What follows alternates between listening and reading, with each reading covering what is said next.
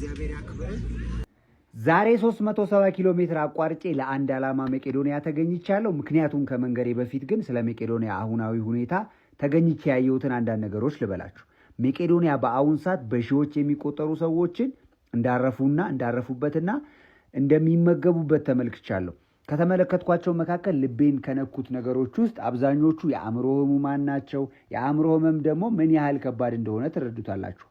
በማዕከሉ ውስጥ አንዳንዶች እያገገሙ መሆኑን ተመልክቻለሁ። የሚገርማችሁ በሴትም በወንድም ማረፊያዎች ውስጥ ራሳቸውን ማስተዋል የማይችሉ ዳይፐር በቀን 3 ጊዜና ከዛ በላይ የሚጠቀሙ በሰው እርዳታ የሚንቀሳቀሱና የሚመገቡ ጥቂት እንዳልሆኑ አይቻለሁና ከአእምሮ ህሙማን ውጪ ደግሞ እጅግ ብዙ አረጋውያን የአገር ባለውለታዎች ለአገር ትልቅ ዋጋ የከፈሉ የትም ወድቀው ተጥለው የነበሩት በመቄዶንያ ተነስተው አይቻለው።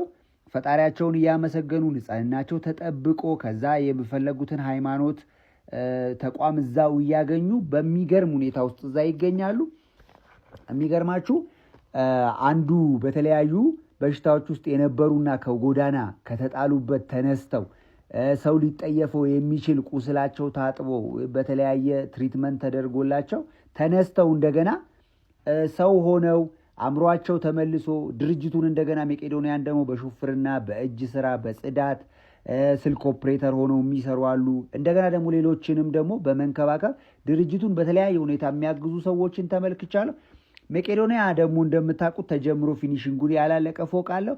ይሄ ህንፃ ገና ሳያልቅ ማለት ነው 2 ቤዝመንት እንደገና አንዱ ግራውንድ ከ2000 በላይ ሰዎችን አስጠልሏል።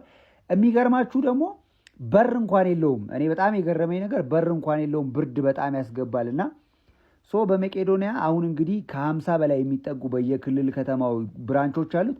ዛሬ ያየሁት ይሄኛው ብራንች እንኳን ከ8000 ሰዎች በላይ በቀን 3 ጊዜ ምግብ ሰጥቶ እንደገና ታማሚዎች አሉ ለነሱ ሕክምና አድርጎ ወተት ከ2000 ሊትር በላይ ነው በቀን የሚጠቀሙት እና በሚሊዮኖች በቀን እያወጣ እነዚህን ሰዎች እየተንከባከበ ነው። እንግዲህ አሁን የእናንተ የውድ ኢትዮጵያውያንን እርዳታ ይፈልጋል። ምክንያቱም መቄዶንያ እንደምታውቁት ያለምንም የውጭ ድጋፍ ነው ይህንን ስራ እየሰራ የሚገኘው። ስለዚህ አሁን የፊታችን የካቲት 1 ላይ የገቢ ማሰባሰቢያ ፕሮግራም አለ። አምና በሰይፉ ሾው ላይ የተዘጋጀው ፕሮግራም ዘንድሮ በመቄዶንያ በራሱ የዩቲዩብ ቻናል ይካሄዳል። ስለዚህ ዩቲዩብ ቻናላቸውን ሰብስክራይብ በማድረግ የዚህ መልካም በጎና ፈጣሪ የሚወደው ዓላማ አጋር ሁኑ። ስለዚህ ለዛ ራሳችሁን ዝግጁ አድርጉ። ቲክቶከሮች፣ ትልልቅ ኢንፍሉዌንሰሮች መታችሁ ቪዲዮ ስሩ፣ ማስታወቂያ ስሩ።